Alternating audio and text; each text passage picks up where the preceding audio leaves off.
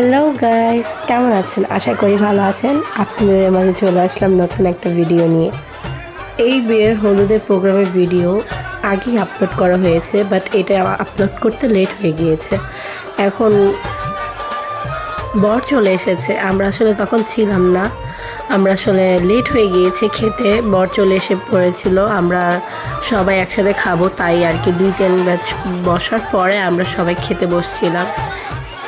আসলে বিয়ের মজাটাই হচ্ছে গেট ধরা, জুতাচুরি, এগুলোই আর কি। সেখানে অনেক মজা হয়েছিল নাকি পরে শুনেছি। এটা হচ্ছে মহাখালী কমিউনিটি সেন্টার।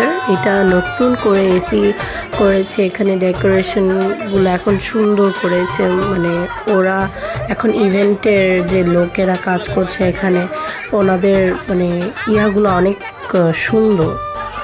এখানে হচ্ছে এটা মানে ব্রাইড হচ্ছে আমার খালামণি, ওর ফ্রেন্ডরা সবাই মিলে দুষ্টামি করতেছিল।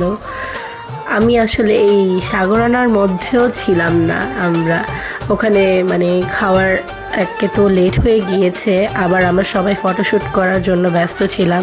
এখন সবাইকে একত্রিত করে সবাই আমরা একসাথে ছবি তুলেছি অ্যান্ড ভিডিও ক্লিপ করেছি। আমরা আসলে সবাইকে খুঁজে পাওয়া যায় না একসাথে এখানে মনে হয়, তারপরেও কিছু মানুষ আমাদের ফ্যামিলির মধ্যে মিসিং ছিল। আসলে বিয়ের মধ্যে নানান ঝামেলা, সবাইকে খুঁজে পাওয়া যায় না, বাট সবাই মজাই করছিলাম। আমার হাজব্যান্ড তো ওর শালিকে নিয়ে রিল বানাচ্ছিল, ওদের দেখা দেখি আমিও রিল বানিয়ে নিলাম। ওইটা আমার মামাতো বোন, আমরা দুইজন একসাথে আবার রিল বানালাম। মানে এইগুলা ভিডিওগুলো আসলে খুব মানে আমার কাছে খুবই ভালো লাগে। এই রিলগুলা মনে হয় কি কিছু ছোট ছোট মুহূর্তগুলো ক্যাপচার করা হয়।